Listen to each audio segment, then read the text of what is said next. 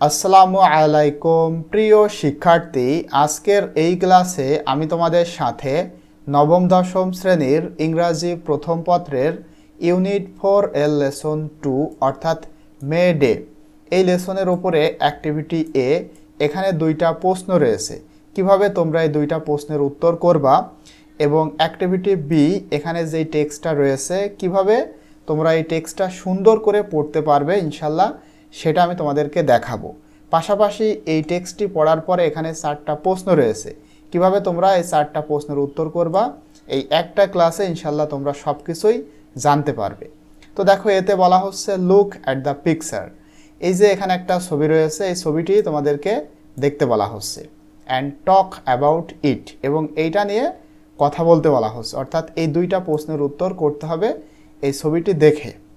এই দুইটা প্রশ্ন এবং উত্তর আমি অলরেডি এখানে লিখেছি। দেখো 1 নম্বরে বলা হচ্ছে what do you see in the picture, ছবিতে তুমি কি দেখতে পারছো, মানে কি দেখো। তো এটার অ্যান্সার দিয়ে আমরা লিখতে পারি আই সি আ পিকচার, আমি একটা ছবি দেখি, showing people holding flags and posters, যেখানে মানুষজন পতাকা, ফ্ল্যাগ মানে পতাকা, পোস্টার মানে পোস্টার, এটা ধরে রেখেছে। সেলিব্রেটিং মে ডে, এবং মে ডে উদযাপন করতেছে, এটা আমি দেখতে পাই। 2 নম্বর প্রশ্নে বলা হচ্ছে ক্যান ইউ রিলেট মানে মিল any historical event to this picture, এই ছবির সাথে তুমি কি কোনো ঐতিহাসিক ঘটনার মিল খুঁজে পাও। What happened on this day, যদি খুঁজে পেয়ে থাকো তাহলে সেই দিনে কি ঘটেছিল। তো এটার অ্যান্সার দিয়ে দেখো, অ্যান্সার দিয়ে আমরা বলতে পারি ইয়েস, মানে হ্যাঁ আমরা মিল খুঁজে পাই। This picture is about May Day, এই ছবিটা মূলত মে ডে সম্পর্কে। অন মে 1, 1886, 1886 সালের প্রথম মেতে ওয়ার্কার্স ইন শিকাগোর শ্রমিকেরা প্রোটেস্টেড, প্রতিবাদ করেছিল for an 8-hour work day, তারা একটা দিনে 8 ঘন্টা কাজ করবে এই প্রতিবাদ তারা করেছিল। মানে ওই সময় একদিনে 14 ঘন্টা ইভেন তার থেকেও বেশি সময় তাদেরকে কাজ করতে হতো। এই কাজের যে সময় সেটাকে কমিয়ে তারা 8 ঘন্টা নিয়ে আসতে চেয়েছিল, এটা একটা প্রতিবাদ ছিল, সেটারই ছবি মূলত আমরা এখানে দেখতে পাই। সুতরাং হিস্ট্রিক্যাল ইভেন্টের সাথে এটার একটা মিল রয়েছে। ওকে, এখন আমরা এই টেক্সটটুকু পড়ব। দেখো বলা হচ্ছে রিড দ্য টেক্সটটি পড়ো and answer the questions that follow, তারপরে এই 4টা প্রশ্নের উত্তর করতে হবে। তোমরা একটু মনোযোগ সহ ভিডিওটা দেখো, আশা করি ইনশাল্লাহ খুবই সহজে বুঝতে পারবে। May Day or international workers day, এই মে ডে এর আরেকটা নাম হলো আন্তর্জাতিক শ্রমিক দিবস।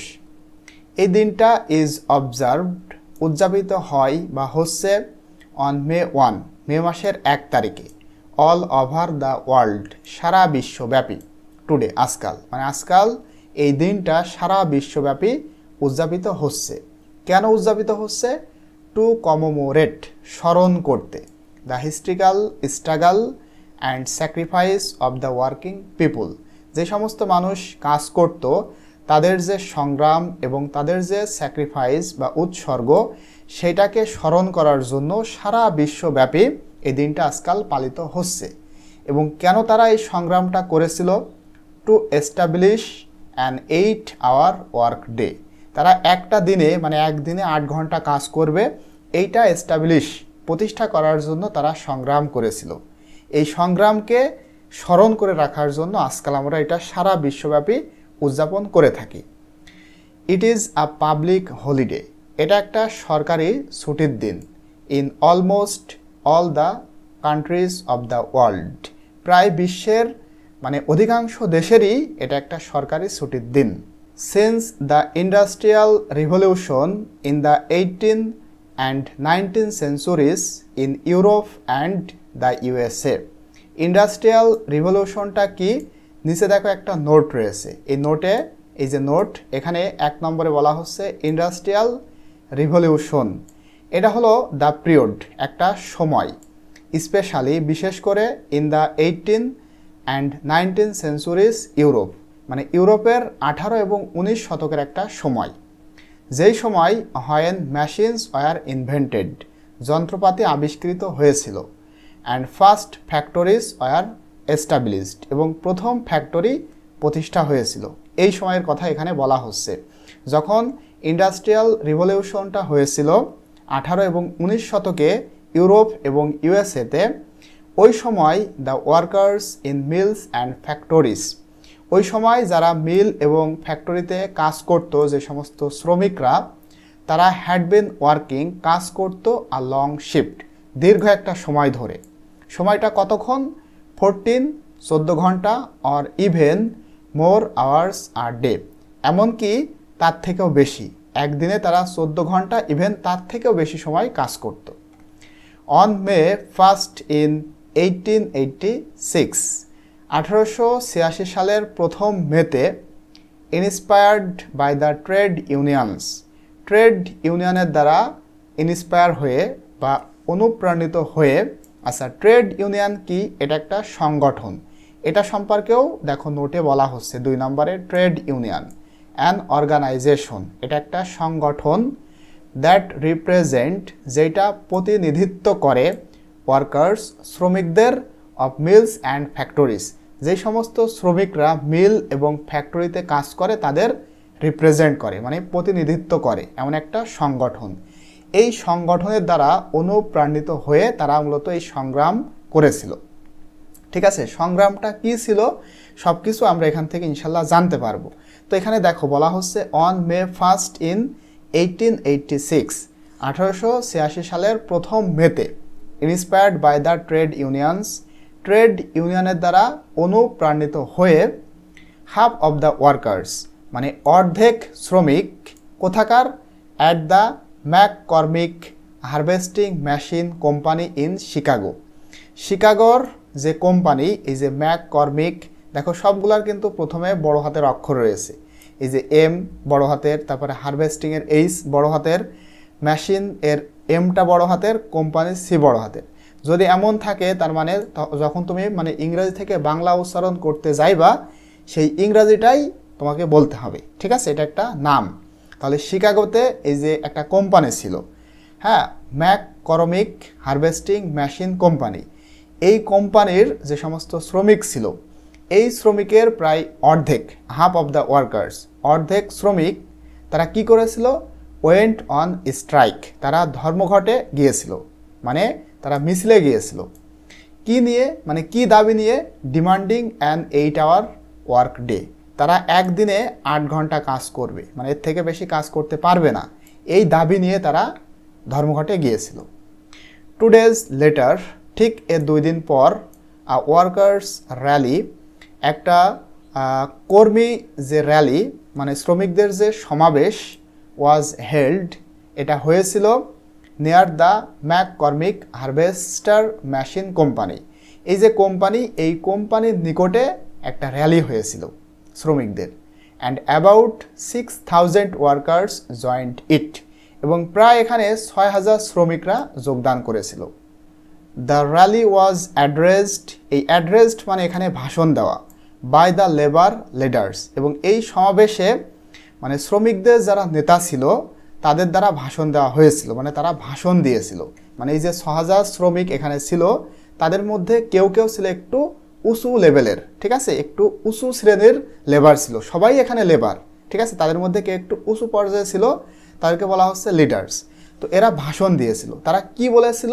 দে আর্জড দ্য ওয়ার্কার্স, তারা শ্রমিকদের কাছে দাবি রেখেছিল টু স্ট্যান্ড টুগেদার, একত্রে দাঁড়াতে। তার মানে এই যে তারা যে এখানে মিছিলে এসেছে, একটা স্ট্রাগলে এসেছে, এখানে যেন তারা একত্রে থাকে। To go on with their struggle, এবং গো অন মানে চালিয়ে যাওয়া, এবং তাদের যে সংগ্রাম, এই সংগ্রাম যেন তারা চালিয়ে যায়। And not to give in to দেওয়ার বসেস, এই যে এখানে নট টু গিভ ইন মানে নতি স্বীকার না করা, এবং তারা যেন তাদের বসদের কাছে নতি স্বীকার না করে, এই যে দাবি তারা রেখেছিল, মানে যারা লিডার্স ছিল অন্যান্য শ্রমিকের কাছে তারা এই দাবি রেখেছিল। At one point of the rally, এই সমাবেশের একটা পয়েন্টে মানে একটা সময়, সাম স্ট্রাইক ব্রেকার্স, কিছু ধর্মঘট ভঙ্গকারীরা, started leaving the meeting place, এই মিটিং প্লেসটা ত্যাগ করতে শুরু করেছিল। দ্য স্ট্রাইকার্স ওয়েন্ট ডাউন এবং ওইখানকার যারা আরও ধর্মঘটকারী ছিল তারা নিচে গিয়েছিল দ্য স্ট্রিট, মানে রাস্তায় গিয়েছিল, ঠিক আছে, যারা চলে যাচ্ছিল তাদেরকে নিয়ে আসতে। এই যে দেখো বলা হচ্ছে the strikers went down the street, ধর্মঘটকারীরা রাস্তায় গিয়েছিল টু ব্রিং দেম ব্যাক, তাদেরকে ফেরত নিয়ে আসতে। সাডেনলি, হঠাৎ, about 2000 policemen attacked them with clubs and revolvers, এবং হঠাৎ প্রায় 200 পুলিশ তাদেরকে অ্যাটাকড করে উইথ ক্লাবস, লাঠি দিয়ে এবং রিভলভার্স দিয়ে। One strike was killed instantly, তাৎক্ষণিকভাবে একজন ধর্মঘটকারী মারা গিয়েছিল। 5 or 6 others were seriously wounded, 5 অথবা 6 জন গুরুতরভাবে আহত হয়েছিল। And many others were injured, এবং অনেকেই আহত হয়েছিল, ঠিক আছে, মানে মারাত্মকভাবে আহত হয়েছিল 5-6 জন, আর অনেকেই নর্মালি আহত হয়েছিল, ঠিক আছে।